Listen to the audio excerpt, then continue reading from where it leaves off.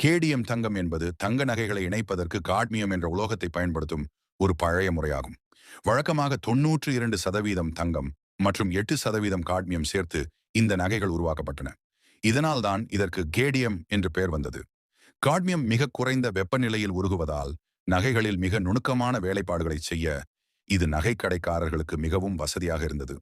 இருப்பினும் காட்மியம் ஒரு நச்சுத்தன்மை வாய்ந்த உலோகம் என்பதால் நகைகளை உருக்கும்போது வெளிவரும் அதன் புகை நகை செய்பவர்களின் உடல் நலத்தை கடுமையாக பாதித்தது.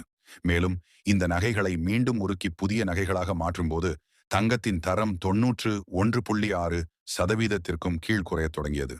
இதனால் நுகர்வோருக்கு ஏற்படும் இழப்பை தவிர்க்கவும் உடல்நல பாதுகாப்பை கருதியும் இந்திய தர நிர்ணய அமைப்பு இந்த கேடிஎம் முறைக்கு தடை விதித்தது.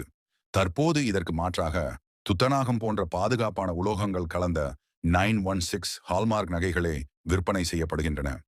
எனவே தங்கம் வாங்கும்போது கேடிஎம் என்பதை தேடாமல் தரமான BIS 916 மற்றும் HUID முத்திரை உள்ள நகைகளை வாங்குவதே புத்திசாலித்தனம்.